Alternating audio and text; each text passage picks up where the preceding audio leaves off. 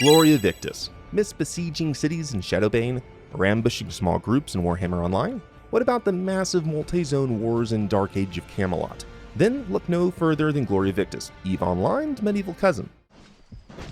Run away! Gloria Victis is an open-world realm vs. realm MMORPG in which three nations strive to conquer the world through covert small-unit tactics and large-scale assaults. PvP is the game, not a mere game mode. Burn down reinforced doors, mine the head of an enemy with a pickaxe, or fire a catapult against an approaching band of foes. Okay. Attack! Come on, yes, come on, yes! Yeah! Fire a trebuchet at unexpected enemies. This has to be the toughest use of a siege engine. Or slap a foe with a spear. Combat is accessible and dynamic, and no two fights are the same. In fact, PvP is so visceral that this player promises a love connection if you can only stomach the tutorial to experience it. You never know what lies in wait around the next corner, and it's this thrill that keeps the adrenaline pumping. Oh! Okay, yep. But the game has its issues too. What is going on here? So let's take a closer look, and keep watching to learn how you can win a free key to Gloria Victis. Realm vs. Realm in Gloria Victis has a simple premise. Every outpost, settlement, and castle on the mainland is capturable by any faction. However, unlike Warhammer Online, in which the main capital city of each race could be besieged, these in Gloria Victis are safe zones, entirely free from cross-faction PvP. While initially ironic, those who are more interested in crafting or harvesting may find refuge here instead of in PvP areas. But for fighters, you can fast travel to a location with ongoing PvP to enter the fray. This fray is always different, which is a strong point to Gloria Victis' game loop. You never know what type of situation in which you'll find yourself. Protecting a bridge from incoming raiders, flanking a small squadron to cut off their escape route, or defending your fortress against an advancing horde. With that said, in order to conquer a fort, you must first control its outlying area first. These outlying areas, such as a lumber mill or mine, have less physical defenses and tend to generate chaotic skirmishes. These are my favorite types of battles. If the defense has been squashed, you must break down the door, which technically can be done by hand with axes, yet is best if it's handled by a battering ram. Once breached, you rush to where the opponent's flag is positioned and replace it. Like in Shadowbane, these minor settlements are valuable locations to control as they provide access to important crafting materials that directly feed or starve a nation's war efforts. Once the small flag has been replaced, the main fort can be assaulted. This sometimes can be confusing since the game notices can seem contradictory. You can't capture a location that's controlled by your nation, then why does it say the minor location belongs to a different nation? What? But what you did to conquer the keep's outlying area applies here too. You break down the gates, conquer the defense, and seize the castle's flag for your nation. The anchor in your struggle to overcome your enemy is Gloria Victis' combat system. Mountain Blade fans immediately notice the striking similarity. Instead of having a hotbar of abilities like in The Elder Scrolls Online, you have directional attacks in Gloria Victis. If you drag your cursor slightly to the right, you attack your opponent's left-hand side. And don't worry, it's not as cumbersome as Age of Conan's directional system. The logic extends to every direction: up, down, left, right. Moreover, you can kick or bash with a shield to stun, to create an opening. Moreover, if you wield a two-handed weapon, you can directionally block even if you don't have a shield. Since the time to die is fairly quick,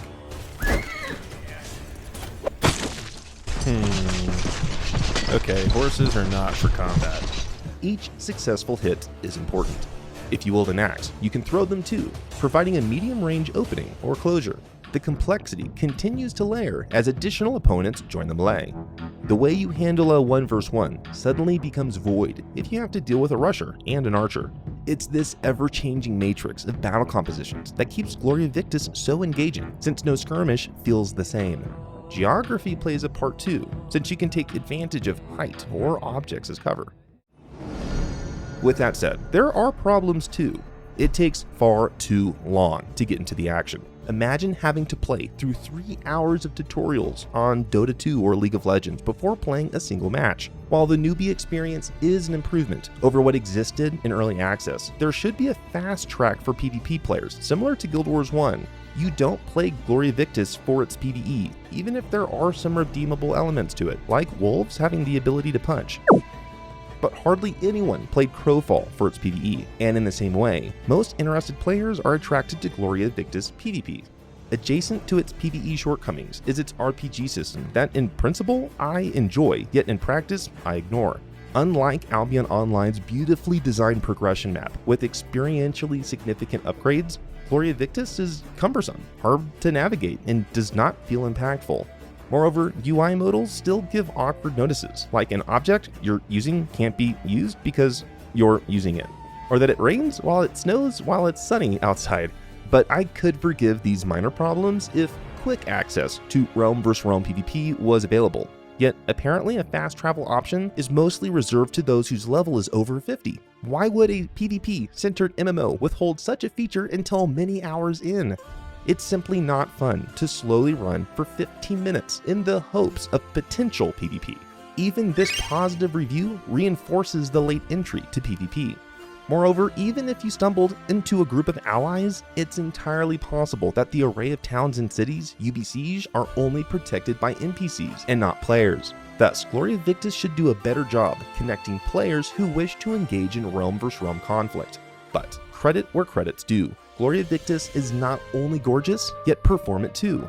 Even with dozens of players on my screen, my FPS remains stable while on max graphics, and my rig is ordinary. It's also cooperative too. You earn group experience and loot after your team is successful. Moreover, even after you die, you still earn experience. This reminds me of Kenshi, and is an excellent hook for joining battle after battle. You can even thank players for their valor in combat. I'm going to give you a reward. I don't know what that's for. What are you doing? Are you looting me? Yeah, grumpy boomer! The music is stunning, and the ambience of the world is both inviting, yet challenging. Speaking of inviting, the new player experience is better than what it was in early access, yet it still has more room to grow. The intro scene during early access included a figure with a far more natural pose, as this rig does not even look animated. Regardless, when you create a character, you must pick between 3 nations, Midland, Ismir, and Sagmar, each with 2 origins, for additional cultural color. In a flare of sound, each nation's music plays when chosen.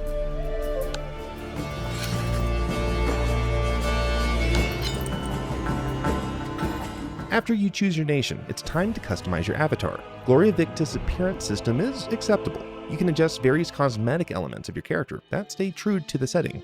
You're then asked a series of questions that, in theory, help the game choose the skills that should best suit your ideal playstyle. Yet since we have no actual in-game experience at this point, none of these answers are useful, because we have no sense as to whether or not we would in fact enjoy using these skills. The last, yet most useful screen summarizes the choices you've made thus far. It foreshadows Gloria Victis' skill system and RPG elements, but thankfully, you can choose your archetype, or class here, that is defined by a weapon and armor type. None of these choices ultimately matter either, so it seems to best pick with what looks cool, like the Huskarl who only pretends to wield a long-bladed sword with both hands.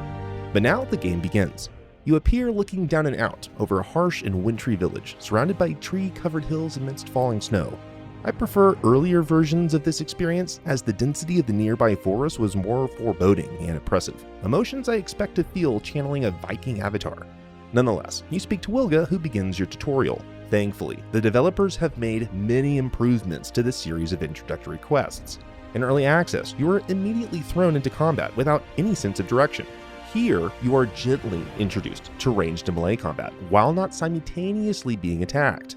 Wakfu uses this model too, and it's brilliant. Instead of having to learn both how to defend and attack at once, this setup separates them into distinct parts. And similar to the Elder Scrolls Online, if you hold your attack button, you can trigger a heavy attack that costs more stamina yet deals far more damage. You are then tested on what you know, and the order in which you learn them. The first step involves rushing attackers, against whom you shoot your bow until melee erupts. Afterward, the developers begin to sprinkle harvesting nodes in the world, followed by a quest to gather crops.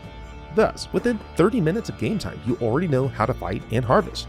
So far, the pacing is spot on, but now we begin to encounter issues. You would expect that the next series of quests would introduce you to the mechanics of PvP, such as breaking down doors, capturing flags, or using siege equipment. But no, you repeat similar kill quests with little pedagogical value for another 30 minutes until you finally are sent back to the starting location. I'm not alone here. This player also finds the main story quest unnecessary and a waste of 4 hours of playtime, while this reviewer, albeit favorable towards Gloria Victis, finds the tutorial needlessly painful. Although here you are encouraged to interact with each type of crafting table, you are not required how to craft. They should have followed Albion Online's example, in which you learn how to harvest, how to craft, and how to fight, all within a half hour. Moreover, there is another series of more tutorial quests from Wilga to complete. While there are some useful sections, including how to break down barriers and which weapon types are most useful against various armors, it takes an additional hour to complete. Now we've spent 120 minutes learning what could have been introduced within a 30-minute period, all without any PvP. Even then, during this training period, the more advanced aspects of character building have yet to be touched sufficiently, so you're left wondering why you can learn feats even after being defeated. What's up? What is going on? And I unlocked armors from that. Okay. The entire allure of Gloria Victis is its massive battles, conquering territory for your nation, something the tutorial actively prevents. With that said, after about 2.5 hours, you are free to roam the world to engage in the Realm vs. Realm content, iconic to Gloria Victis. From veteran players, I was encouraged to level up even more before engaging in open world PvP, namely through queuing for the arena. I vastly prefer that the tutorial make this clear, as participating in this safe version of PvP is instructional, fun, and rewarding.